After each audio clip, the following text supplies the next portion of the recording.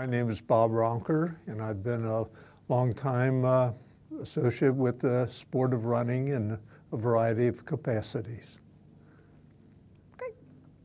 Bob, when and where were you born? I was born in 1943 in Cincinnati in the west side, Deaconess Hospital, and grew up on the west side. Where on the west side? What's your neighborhood? Price Hill, or if, since it was a very Catholic community at the time, a lot of people say their parish, so St. Williams. St. Williams. And so where did you grow up? What neighborhoods? Well, near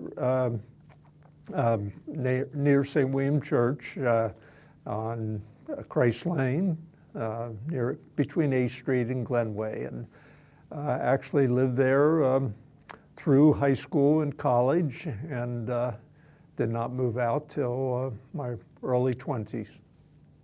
Very nice. How about your parents and siblings and family?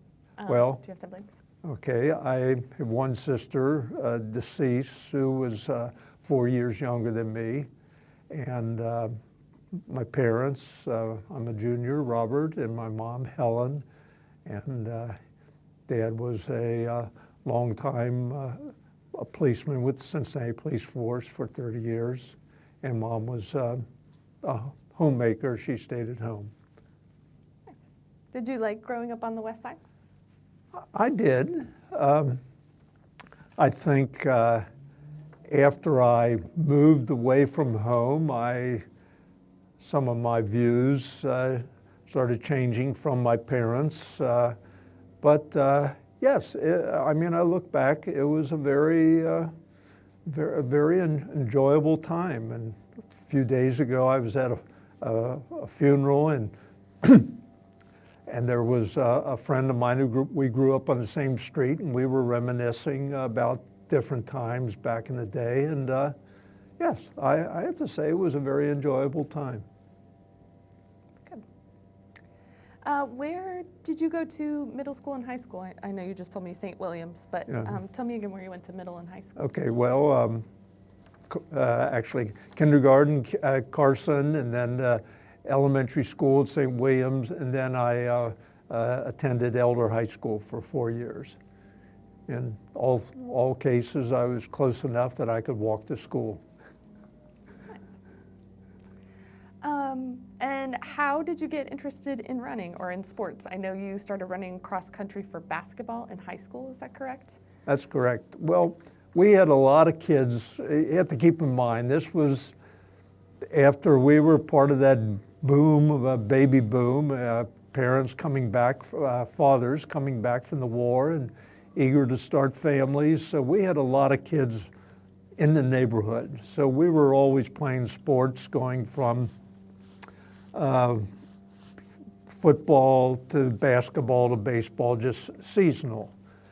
And so I played all three sports in elementary school, and then upon attending high school, I felt I was probably too skinny and small to play football, and basketball was actually the sport that I preferred, so I played it.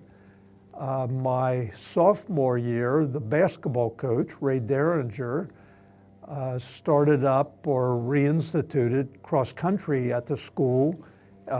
His intention was to get basketball players in shape. He was not really interested in see what kind of cross-country team he could develop, but here I found a sport that, well, I was a decent player. There were many guys that I looked up to and admired, and then they were much better than I, but for whatever reasons, I was able to run longer than they. Probably in many cases, they hated the long distance running. Whereas, so it was a source for me to gain some recognition for somebody who was a skinny kid with big ears and not a chick magnet. That was a real source of just gratitude, I guess. Thanks. So when you started doing cross country, did you envision that you would run after high school, or what? No. My junior year, I did make it to the state cross country meet and was pretty close to the end at the state meet. Had track season that year, nothing spectacular, decent time, but nothing spectacular. I surprised myself my senior year, where I was the top local runner and finished second in the state meet, just less than a second behind the winner. And I think that was the first time I thought, well, maybe this is something I could pursue after high school. And so I started writing to a variety of coaches, just telling them what I had done, schools that I had some interest. One of the schools that interested me, Notre Dame, said that they were looking for their runners in high school to be in the low 420s in the mile, and I was in the upper 440s, so that was pretty much out of my reach. I did improve a lot that year and was able to get a scholarship to the University of Cincinnati, which I was very happy to do so. And Tay Baker his prime sport was basketball coach, but he had an added responsibility of being the track coach. And so it was with Tay that I came to the University of Cincinnati. Great. What year did you graduate high school? High school, I graduated in 1961, and then in 66 from the University of Cincinnati. So you went to University of Cincinnati. What did you study there? Well, my second year of school, I actually had transferred up to Notre Dame for my second year. This was the school that I initially had thought I might like to go to. I transferred up there, but they had rules against being able to participate as for accepting, their rules against accepting transfer students. But that second year, the athletic director at Elder told me that upon graduation, the coaching position at Elder was mine for both cross country and track. So I knew what I really wanted to do as far as the coaching. It was a matter of figuring out what would be my teaching responsibility. And I transferred back to UC for my third, and then I ended up being undergrad for 5 years. So my major, I kind of had a double major, Spanish and School of Arts and Science, and then education. So I got the educational teaching degree also. Did you want to teach Spanish or teach? Yes, yeah, so that's what I taught, and I enjoyed it. But like I say, when it came in the evening, if a Spanish journal came in the mail or the track and field news came in the mail, I gravitated toward the track and field news. We know where your passions really lie. That was where my passion really was, yes. Why did you choose Spanish?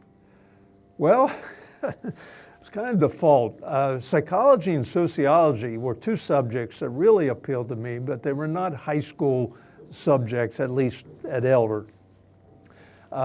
This was during the Cold War, and the U.S. sciences, math, and languages, we were trying to catch up with the Soviets. And I have family that live in South America. My mother's sister married a Colombian doctor, and so Aunt Marion and her family all lived in Bogota. And I thought, well, this would be an opportunity to go down and visit them, or when they come. So there were a variety of reasons why I chose Spanish, but I actually did not take my first Spanish class ever until my third year of college. I was 4 years of Latin in high school and took a couple years of French beginning in college, but no regrets. I enjoyed using the language then and now. Very nice. So during your time at the University of Cincinnati from about 61 to 66, you said, what were some of your accomplishments related to running, and what were some of the things that you were doing in college? As far as accomplishments go, I don't think I turned out to be perhaps a star runner in college. I was a key member of the cross-country team, and one year, my senior year, I was captain, and that was the first year UC ever won a conference cross-country meet. And I was school record holder for the 6-mile run on the track. But it was, so I was a contributor to the team, and I think I set good example, but no one would say that I was any star during that time. So when you were about to graduate from University of Cincinnati, you were anticipating going to Elder High School for the coaching position, right? Is that what happened? That was what happened, and again, Dave Hills, who was he followed Ray Derringer as basketball coach at Elder and continued being cross-country coach. So the team was still pretty much made up of a lot of basketball players.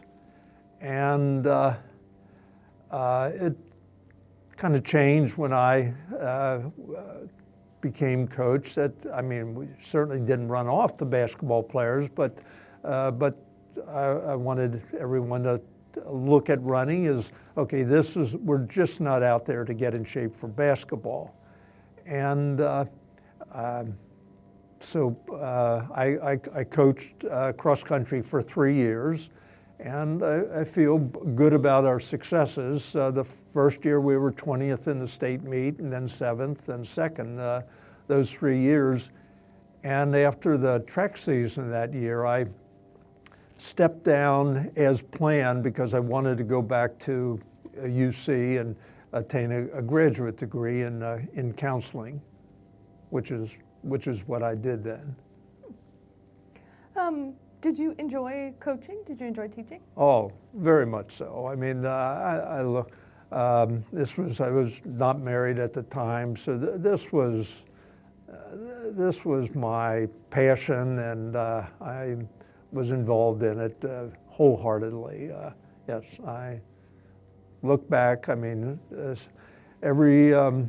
for about the past 5 years, we've had a reunion at our house called the Older We Are, the Faster We Were reunion, and individuals who were on the teams back then come back, and we still like to feel maintain fairly close relationships. Very nice. Yeah, it sounds like you've been here in Cincinnati for a long time, on the west side for a long time, like your connections seem to run deep. So you went back to University of Cincinnati for a graduate degree. What year was that? Well, I went back in the summer, started summer of '69, and I continued teaching at Elder. And I guess I got the degree in 1970, at the end of the summer, 1970, and then taught through 1971 at Elder. By this time, my wife and we got married in August of '71, and that fall, I'm looking at track and field news, as I typically would do each month when it came, and I saw that they, and also Runner's World magazine, which was a newer publication back then, and they had the open position for a shipping clerk. Runner's World was located in Mountain View, California. And in the summers of 67 and 68, I had gone out west to see a variety of track meets, and had in the back of my mind, someday I'm going to move out there, because that was kind of the epicenter of running in the country. And I applied for the job as shipping clerk, and my wife asked, what's a shipping clerk? What does what does a shipping clerk do? But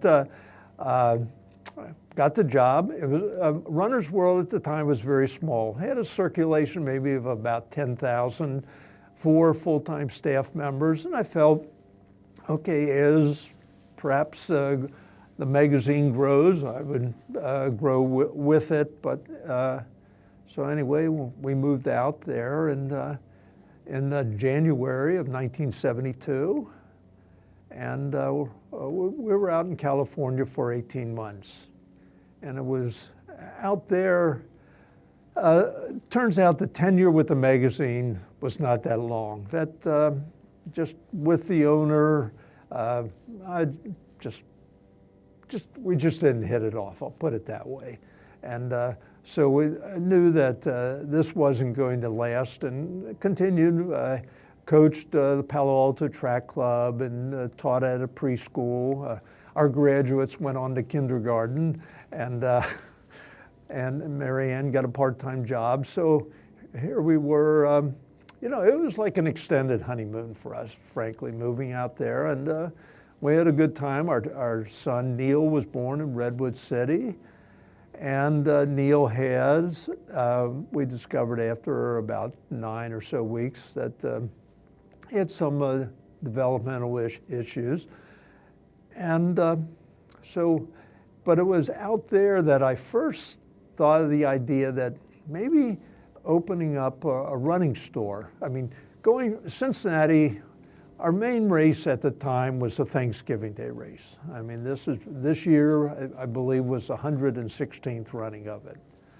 And back then, in the early 70s, maybe we had 100 or so participating. And these were, to a large degree, with runners from Miami University, UC, and just other diehard individuals.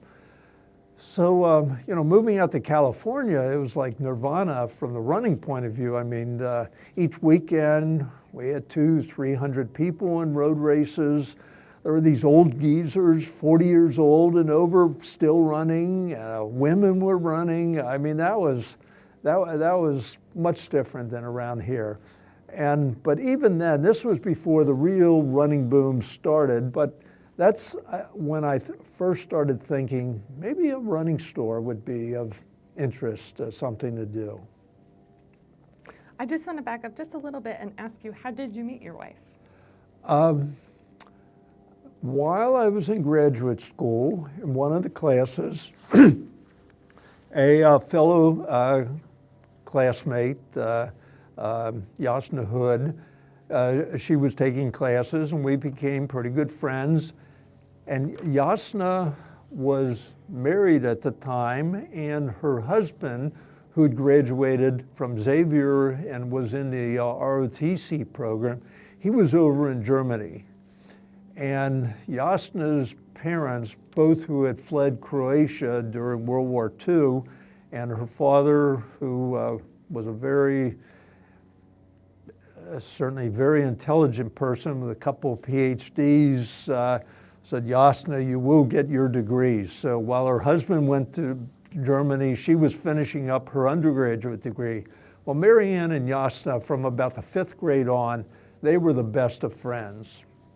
So on the last day that prior to her, she had gotten her degree, undergraduate degree, and she was going to go and rejoin her husband, I went over to her house to say goodbye, and Mary Ann came over to the house to say goodbye. And that's when we first met. And so I use Mary Ann came. She was in she was a waitress at Stanley's Delicatessen over in I think on Luzonnaville, and I guess I used the old, I called her up and used the old pickup line. Well, I know a better Jewish delicatessen than, so we went to, our first date was to Izzy Cadets down at, well, I went over to the delicatessen and made, as she retells it, sometimes they'll have these doors locked that they want you to use this engine. Here I come to the wrong door and I'm trying to shake the door and she looks at it. He kind of looks familiar because we really didn't talk that much over at Yasna's house. But anyway, I came in and that's when she waited on me and that's when I asked her out for a date. Very nice. And the rest is history. Yeah. And you said your son Neil was born while you all were in California. How many children do you have? We have two. Neil was born in 1973, and then we moved back here in August of 72.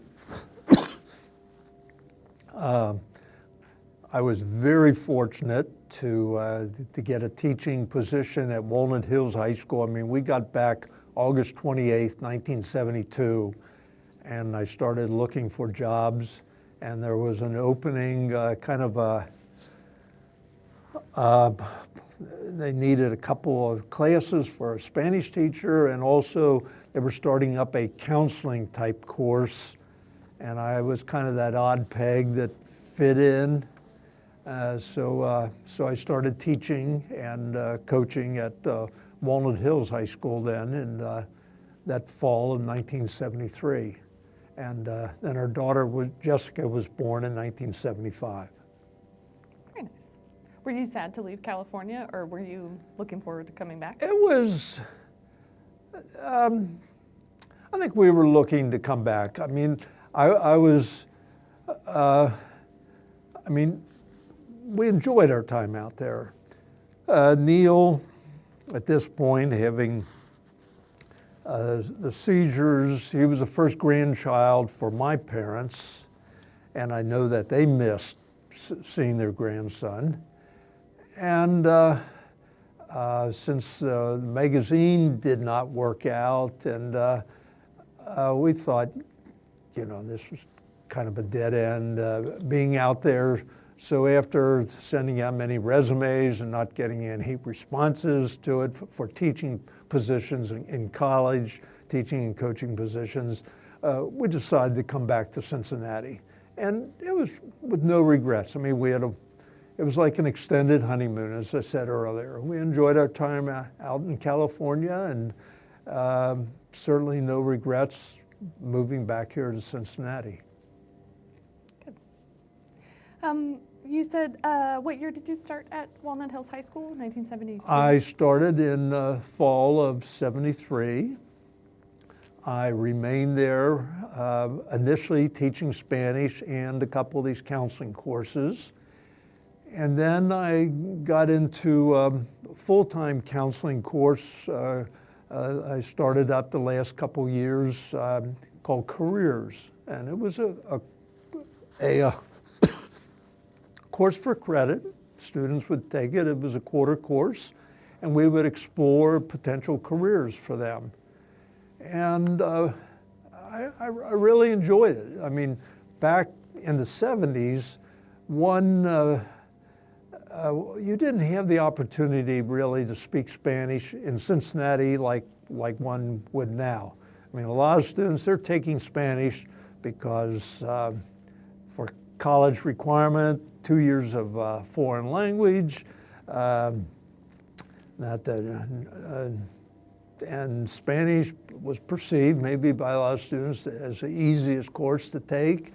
So rather than German or French, and so anyway, I enjoyed the Spanish and appreciated it. It certainly helped me get the position at Walnut Hills, but I very much liked the counseling courses. A friend that I had met close to a decade earlier, we had both been to, attended a track meet. He had moved out to Colorado, and I suggested to him about, what do you think about starting up a running camp? So in 1977 and 78, we started up a running camp during the summer. Again, I was still at Walnut Hills, intended on staying there. Well, in 78, I was out at the camp. We had 3 sessions, and they were 10 days, 2 weeks a session. Well, the third session, one of our prospective campers was going to run in the Pikes Peak race. And we were a little bit south of it, down near West Cliff, Colorado. And I said, well, I'll go up and pick him up. So I went up, drove up, and I thought, well, while I'm up here, I might as well participate and run in the race also. So they had the roughly a half marathon up the mountain on a trail, or you could go up and turn around. So I opted to do just the uphill race because we were going to start a session the next day, and I knew my knees would be shot and quads if I ran downhill. Well, while up there, I ran into an old friend who had a running store in Jacksonville, Florida, Jay Birmingham. And he had a store. There was a chain at the time called Fidipides. And a very good runner at the time, Jeff Galloway, he and a couple of partners had started up this chain. And their philosophy appealed to me very much. And the night before the race up Pikes Peak, I stayed in the tent with Jay, and that's where we camped out. And came back with the thought that, maybe a running store would be a thought. Now, Marianne and I had 0 business experience. We were both, she was a French major, and so we were both liberal arts, had very little money, and but we thought we'd look into it. I inquired with Fidipides, this chain. Well, it was a bummer. Just a couple of months earlier, they had awarded the franchise, Hamilton County and surrounding counties, to a couple of other individuals. So I was pretty disheartened.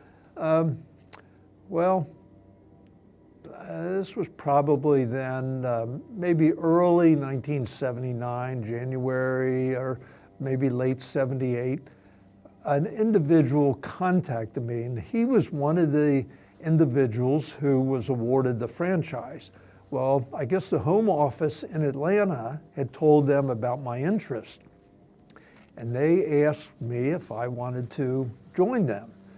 Well, one fellow was going to be the silent partner, and he apparently had a fair amount of money. The other guy had a business background, and I had contacts in the running community. So this sounded good to me, and I said yes, and secured the money to kind of buy into the partnership. Took out all my retirement from teaching school. I had coached at Walnut Hills. That fall I had helped, but I then not for track. So I was, so the store opened up actually pretty close to where I live in the Hyde Park area, and I was hoping to maybe, if I was going to start up a store of my own in the area. They were at Madison and Edwards, and so that's the site that they had. So I'd go over there. Well, it turned out that I found out after a while that they were involved in some things that were not particularly legal. But I couldn't really get out of it because my name was on these. By this time, at the end of '79, June of '79, I had resigned from Elder and was full-time at Walnut Hill, or at Fidipides. So I thought, I had my name on these personal guarantees, so Nike or Adidas, they wouldn't care what people were doing. If the store wasn't paying their bills, they'd go after whoever's signature was there, and guess who that was? Well, anyway, a friend of mine, Mike Boylan, who was an attorney, formerly coached at Roger Bacon, then became an attorney, and later became the first race director of the Flying Pig Marathon and started up the Clifton Track Club. He was able to get me off the hook with this. So about December of '80, I, bailed out of Phidippides. And Marianne and I thought, well, if we're going to go under again, we'll do it on our terms.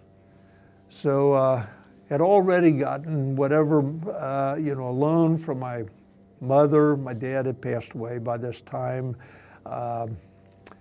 And all the savings from I had 12 years of teaching experience at that time, so that was gone. So the only source of income that we had was our house. And O'Brienville at the time was kind of a little bit on the seedy side, cheap rent, and that's what we needed. So a kind banker at Franklin Savings and Loan relieved us of our 9% mortgage for our house for a 14% loan. So with less than $30,000 and a 14% mortgage loan, that's what we started with. That was for anything, to support ourselves, get product, to fixture the place. So you learn to become pretty resourceful under those circumstances. Nice. So when did you officially begin your store and okay, tell me how you acquired the place?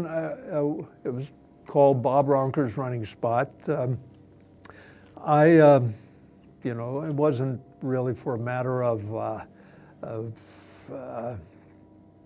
just trying to promote my name, but I did realize that I was, had somewhat of a name in the running community, and the idea of the running spot was, I wanted people to feel that, okay, here's a place that you could kind of feel comfortable with, and I wanted it to running spot to denote the type of store that it was. The earlier store, Phidippides, well, just like you said, that's how a lot of people would. But the idea back in the late 70s, if you were a runner, and prior to that, you were basically younger, a competitive racer, in school, and male.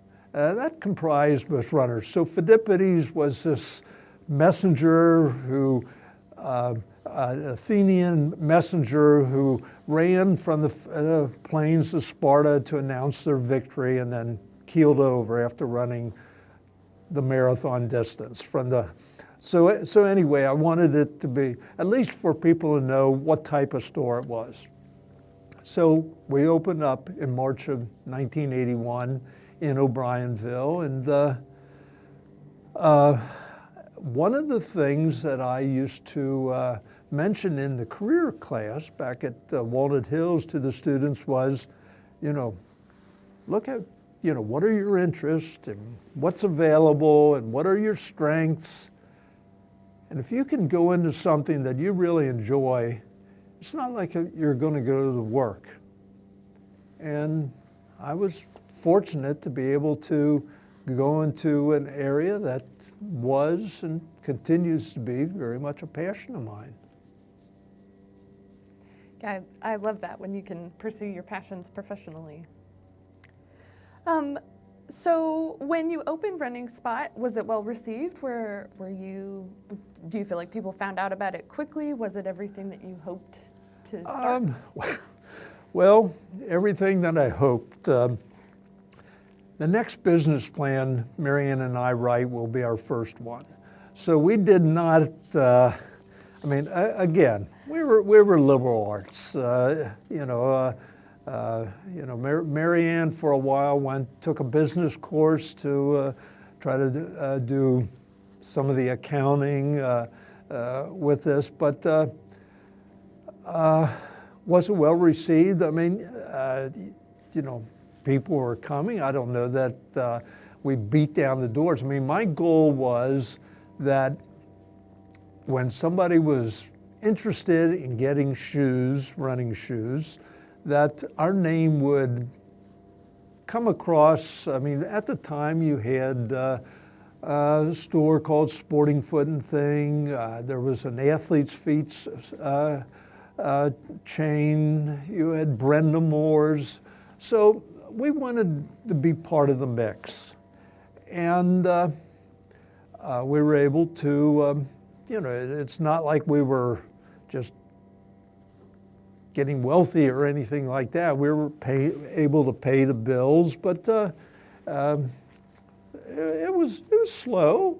But I guess, again, if you've got your house is hanging on a 14% loan and you've got 2 kids to support, you're going to work pretty hard, and I think we did. So we were involved in promoting races and having pickups at the store and just doing what we could to get our name out there. And little by little, things seemed to come along. We originally were at a spot, 2011 Madison Road, about 1,000 square feet. That was March of 83, or no, March of 81. And then Fred Goebel, who lived down the street, he from his parents had a larger place, and he approached us.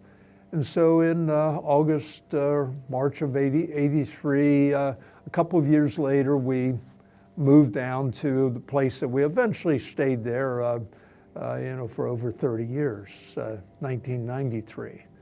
And so we're on one level, and after about 20 years, we took the second and third level, and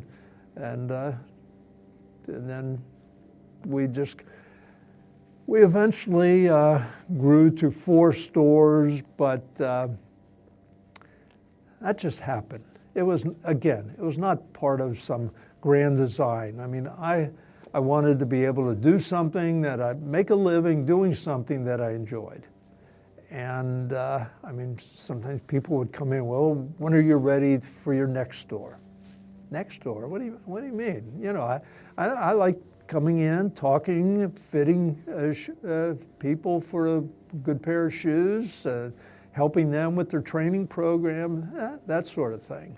But there were, as I say, things just kind of happened, and eventually we did, in I think 03, 08, 09, we acquired new stores, one in Glendale, one in Loveland, and in Newport. Do you remember any specific challenges or hardships or any memories that stick out to you from that time of operating these stores? Or from Bob Roncker's running spot, the location that you mentioned? Just any times that stand out in your mind? Any that really stand out.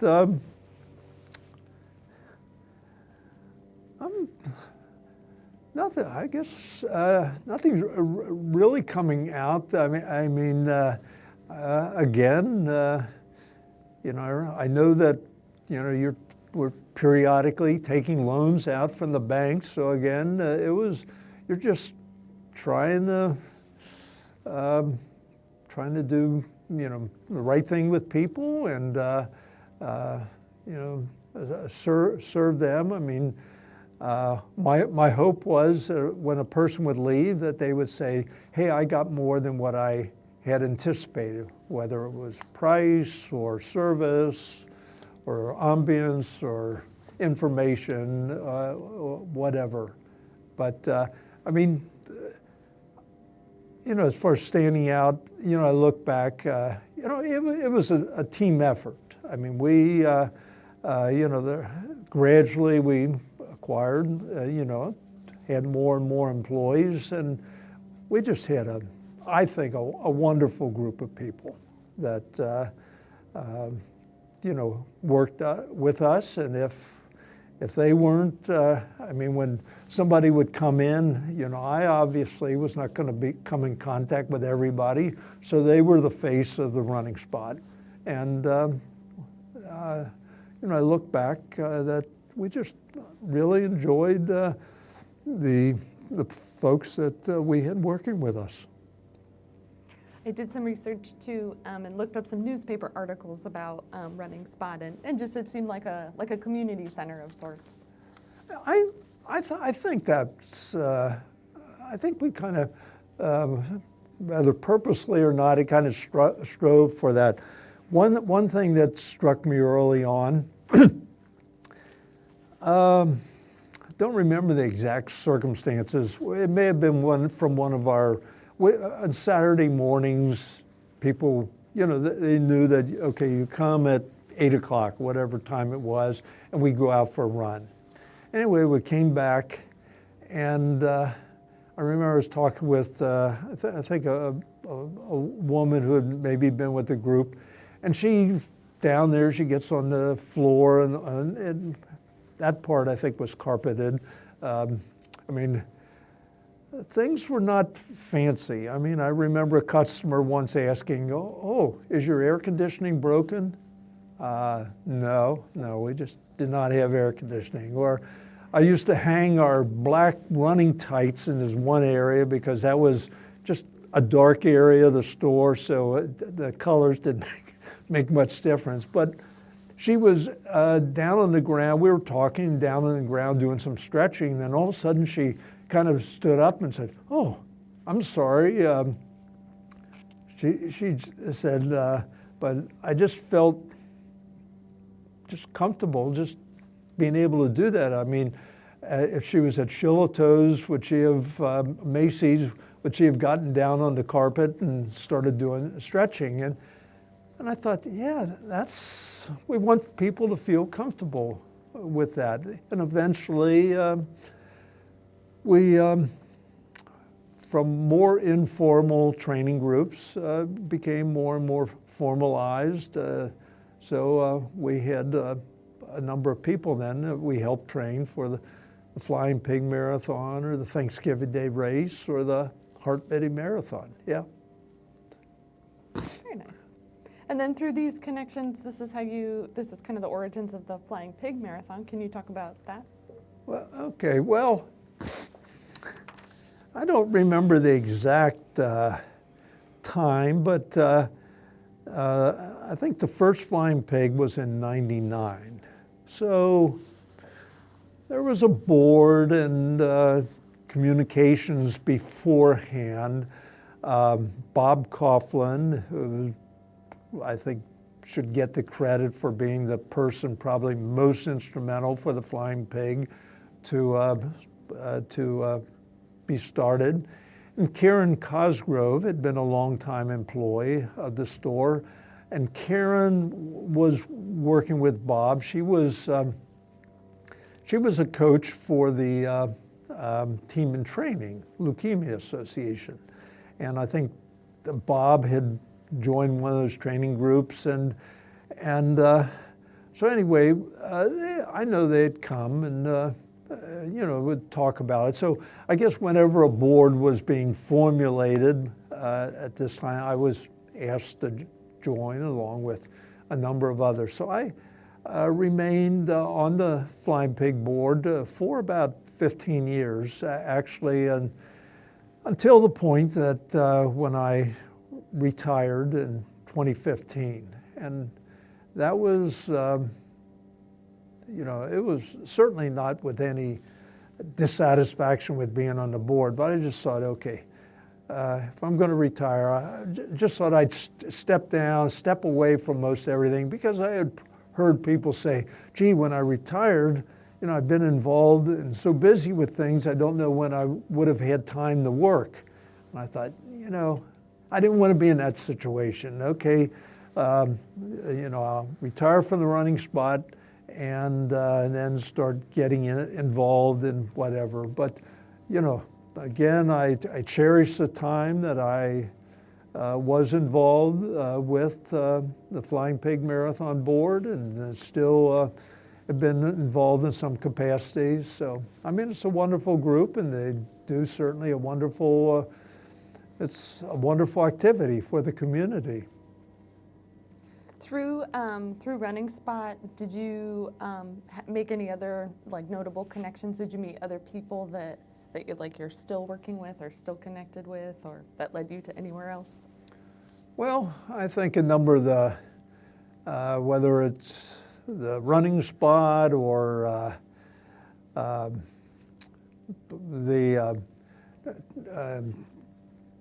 training groups that we were with, or clubs. There was this Ohio Valley Track Club that was formed in the 60s. I think 4 individuals, Bob McVeigh and Don Wally, both of whom are deceased, and Kent Friel and Howard Hughes, not the Howard Hughes you might be thinking of.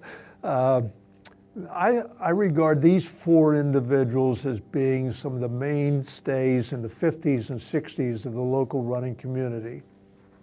And certainly meeting with them, and they've been lifelong friends. It goes back to this time. I know if I think of people, okay, who influenced me? Certainly my father would come to mind, and I think things that he said were,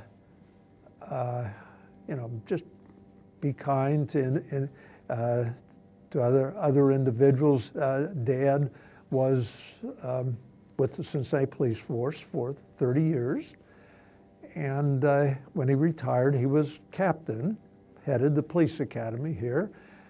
He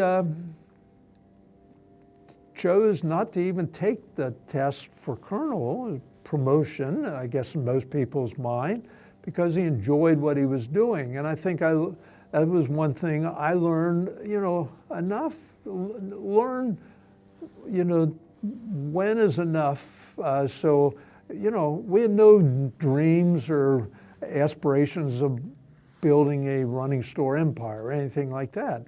And, I thought we'd have the one store. And like I say, the others happened. But I think I got that from him. But through, I mentioned Mike Boylan, and he started up this group, the Clifton Track Club in the 70s, and that brought a number of people. The first real boom of running, I think, was in the mid-70s. Frank Shorter won the 72 Olympic marathon. You had this book by Kenneth Cooper, aerobics came along. There were just a number of things that just kind of coalesced, and through it, just made friends that continued to this day. Is this also how you got introduced to the Avondale Running Club? Oh yeah. I think members of in the Avondale Running Club, they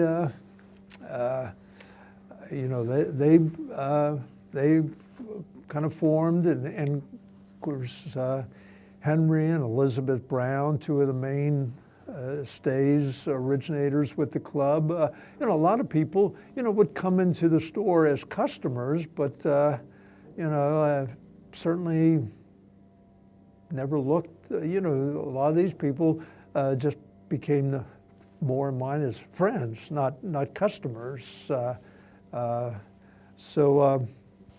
to the day, Reggie McAfee, who you know of, he's started this program, Cross Country for Youth, and the Avondale Track Club has been wonderful in providing a number of volunteers to help out with with this, but again, these are individuals that we met through the store, through training groups, through the other organizations, through coaching. But I guess the common tie had been running, and continue as friends. Very cool. When did Runner's Spotlight start publication? How did this come about? Okay. You said you're interested in Runner's World, right? Yeah, I mean, I've always kind of liked running, or writing rather. And, you know, when I went out to Runner's World, I thought maybe at some point in time I might be doing some of the writing, although the editor, Joe Henderson, who I knew from college, he wrote most of the articles, but I've enjoyed writing. Again, we were very much a low-budget organization with the store. And so trying to get the word out.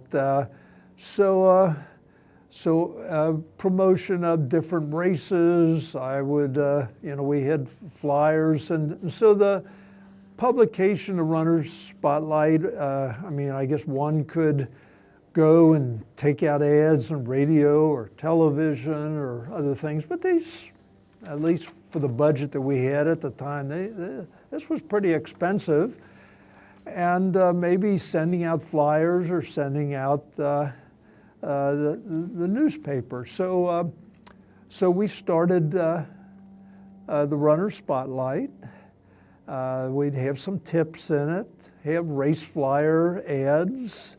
This was obviously pre-internet, so you had individual race flyers and dropped off at our store and other places, but we'd have it in the publication. And then I always felt that probably the most interesting thing to people would be their own names. So we did this ranking of runners and also qualifiers for the Boston Marathon. And it was a labor of love. It was, you know, one year turned out a publication every month, just 1 year. That was maybe 8 pages long, but you know, that was not, you know, we were there to try to sell shoes and not be a publisher. But so it eventually became primarily a quarterly that we had, grew up to, I think our max was maybe 36 pages. Fortunately, some of the races allowed us to use their mailing list. The Hart Mini Marathon was a big race at the time. And so at one point we were mailing out over 50,000. So that was our main way of getting the way, just being involved in the community and having the publication. So I enjoyed that sort of advertising rather than maybe the traditional advertising and going to the newspapers or radio or TV, which later on we did use somewhat. But and the Runner Spotlight, when I look back at it, kind of shows an evolution of what the local running scene was. I mean, here it started in the 80s, and went up, and as running progressed, excuse me, as running progressed during the years, one could see some of the changes locally. Yeah, yours really is a story of like growing organically, isn't it? Yeah. So tell me, when was the first issue of Runner Spotlight published? Do you remember, or what year? First issue. Or roughly when did it? I'd say probably around mid '80s, something like that, mid to late '80s. Certainly, we can look it up too when we scan them. Yeah. I mean, fortunately, I'm very grateful that Cincinnati Public Library will help digitize issues, and people who wish will be able to go online and see that. So it continued through till about 2015. So it went on for about, well, do the math, quite a number of years here. Yeah. So will you tell me about kind of winding down? Like, how did you know it was time to retire, and how did you step away? Okay. Well, number one, it was never a situation of, man, I can't wait to get out of this. It just That's not the life you built. just was not the case. We did, eventually the business was sold in November of 2013. Probably 3, 4, 5 years prior to that, we started thinking of, okay, when that time comes, how should we go about it? So I remember doing some planning with it, but it eventually. So I'd been thinking about it for as I say, for a couple, 3 years, and so in 2013 we thought, it's time. It was just kind of an organic thing of Marianne and I thinking that time to step down. And so that's how it came about. Did your children ever have any interest in being part of the business, or like carrying it on, or did they have any involvement? So running spot and children, no. Well, certainly they would have been adults by the end. Neil, our son, has developmental disabilities, so it was never going to be a question with him. Jessica, our daughter, did some work at the store, but this was never her real passion or interest. So it was never thought that, well, we'll pass it on down and to the next generation. Sure. Now, who did you sell the business to, or when you said it was sold in 2013? Okay, well, a couple of years prior, around 2011, I mentioned we'd have these meetings over at our house, maybe with the buyers and the managers, so maybe there'd be 5, 6, 7 people. And I recall mentioning, this was a Monday morning at our house, that Marianne and I are considering selling the store, the business. Again, as I said, we were looking into how do you do it. Like this one school of thought was, okay, you own the business, don't say anything to anybody because, they may leave or get out. And finally, when everything's consummated, that you come in and announce, here's the new ownership. Well, there's no way that I would have considered going about it that way. But I guess that's one way that some people sell business. So I did tell a number of maybe there were a half dozen or more key people that we were considering it. Well, that was Monday.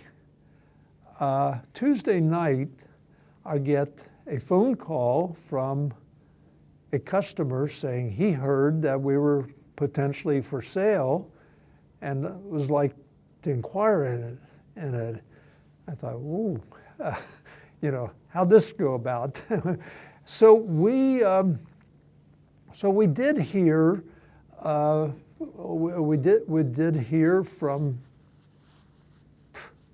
I guess, close to 20 people who mentioned some interest now, including competitors and other things. And maybe people were just kicking the tires, just kind of seeing, okay, what's it all about? And then we realized we really weren't prepared, not so much emotionally, but just everything wasn't tidy enough to say. I mean, we've been talking with our accountant and everything, and they needed different things. So it wasn't until another year or two went on that we finally, from being able to present to somebody, okay, this is the business, and these are assets and non-assets, et cetera, and the profit or lack of, what have you. From the previous experience, we had an idea that of some individuals who had expressed an interest. So, a friend of a close friend, Jim Hood, who was the husband of Jasna, who had been in Germany years before. When we were in that early experience at Pheidippides, he helped get us out of there, as well as Mike Boylan did. Jim kind of came to the rescue again, and Jim I always respected his expertise related to business, and Jim kind of helped us with a package that we could present to prospective buyers. And there were, at the time, it was kind of narrowed down to 5. And eventually, a group was chosen that we thought, for a variety of reasons, not just to the highest bidder, but for both the business and actually for employees, a group out of town. But we thought that they would maintain pretty much. Of course, you sell a business, somebody else owns it, they're going to do things differently, and we knew that. But we thought that at least some of the things that we strove for, present for the running and walking community, would continue. And I think this would have been the case until the 2 partners that were there, they had a falling out. And so the partner that retained it really didn't have the interests that the other one did. So, and then eventually they sold it to an equity group. Well, things started going downhill in my mind then. I'm hearing from employees who used to work with us who are still working. So anyway, it went on for a few years, but eventually the ownership with corporate Fleet Feet purchased the stores, and then the local franchisees, Stacy and Frank DeJulius, purchased it from corporate. And again, things are done somewhat differently, but we're very happy with their approach to the community and what they do. But that was kind of the process where we went through and chose, who would purchase the business. Sorry for my ignorance. So the business is still active. Of course, it has a different name. Right. It went from, Bob Roncker's Running Spot. In the original purchase agreement, and something we put in, that after a year, maybe it was 2 years, that if things weren't going the way or presented in the way that we felt comfortable with, we could have our name removed.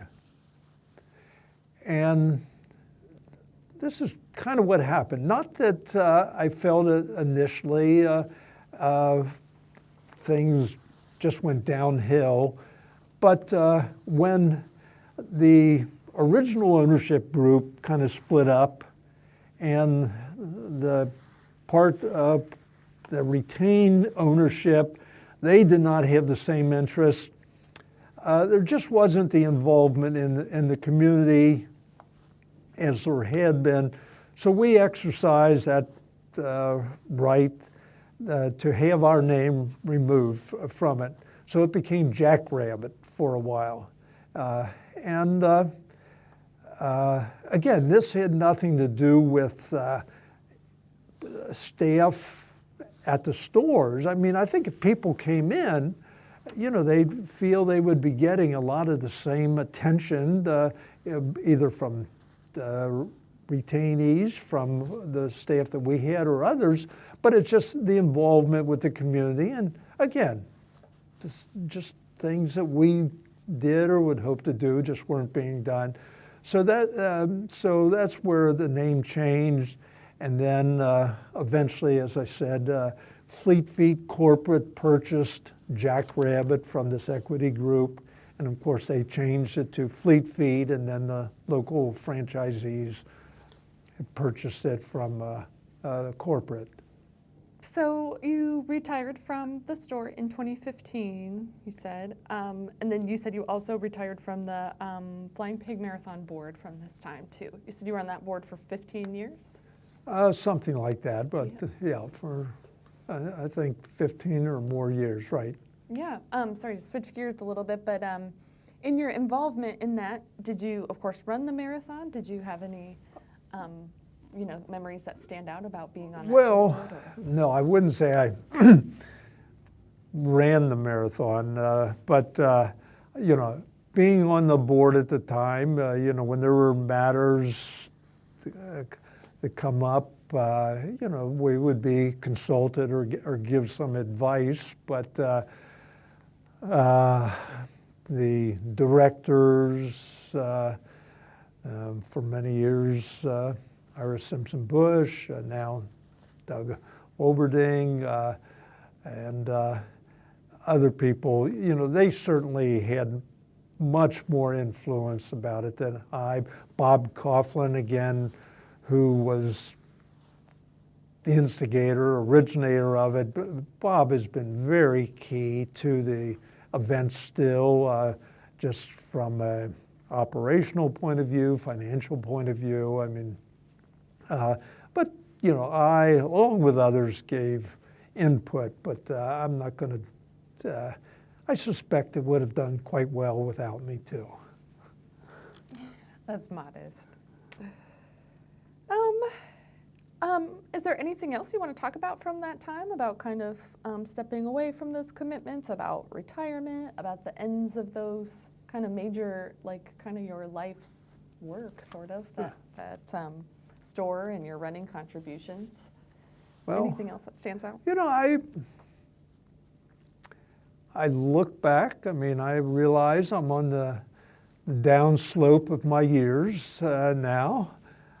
But I look back over the years with actually a great deal of happiness and satisfaction. I mean, first of all, my wife, Mary Ann, and I, we've been married 54 years.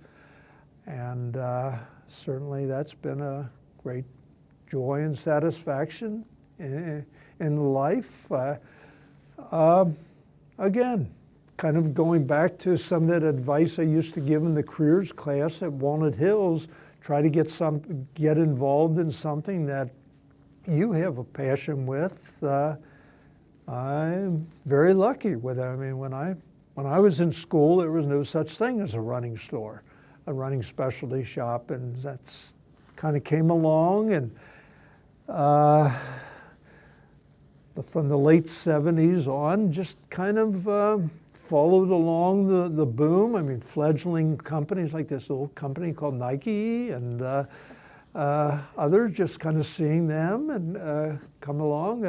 I feel very fortunate and very, very gratified, just having a, fine family and friends that I've met. I'm prejudiced, but I think that runners are a pretty good group of people, and many of them I consider as my friends. That's wonderful. Yeah, you do seem to, it seems like you've lived that example of just choosing what you love and pursuing that, yeah. Do you still run by any chance? I don't run. I'm not sure exactly when I stopped. I know I probably had a hard time responding to that question.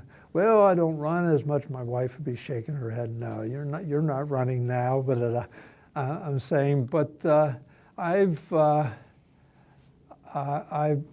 my main sporting activity now is a activity called orienteering, which I describe as an Easter egg hunt in the woods.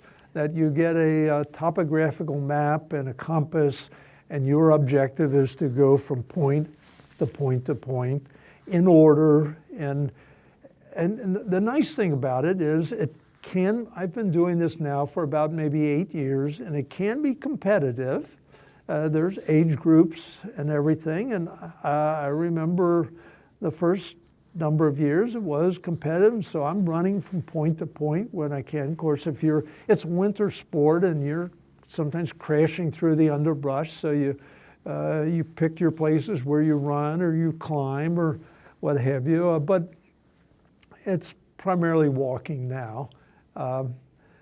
And I have to work at being more diligent with the walking now. But physically,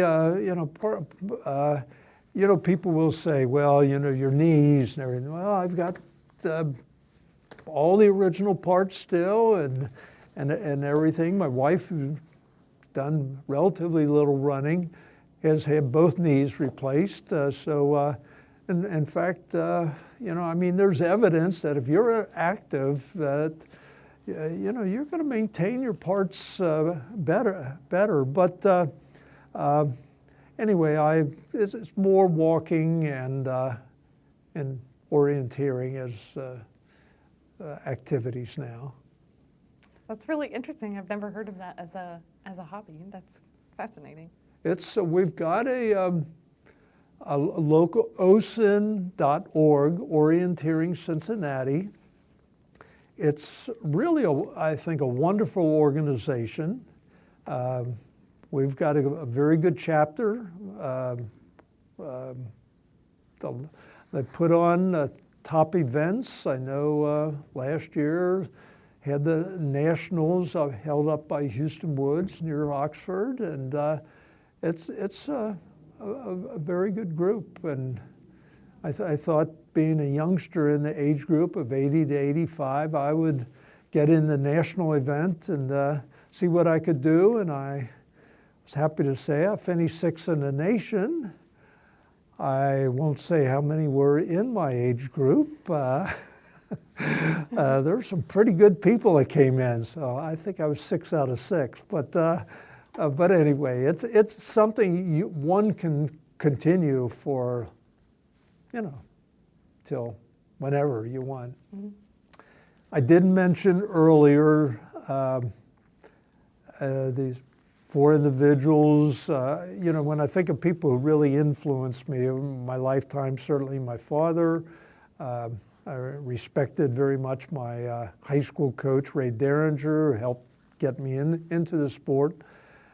And Don Wally, a thing I learned from him, Don ran at UC in the 50s. And he started up these summer track clubs, summer track meets rather. He and 3 other individuals, McVeigh, Howard Hughes, and Kent Friel. I think one of the things I learned from Don was, if there's something that needs to be done, don't necessarily just wait for somebody else to get it done, because it may not do it. So maybe you have to be the one to do it. And I know Don, he kept local running active and probably the Thanksgiving Day race alive at times. So that was a thing that I picked up from Don, that something needs to be done. Don't just wait for somebody else to do it. Maybe you may be the one that has to do it. And I'd like to think that I've followed that to a degree.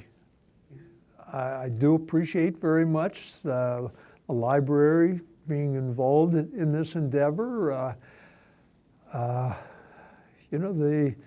There's a lot of history out there that can be lost, and this is probably this is the best resource that would be available for people to retain what's available out there in terms of local, in this specific case, running and walking history locally. And I very much appreciate the library being involved with this.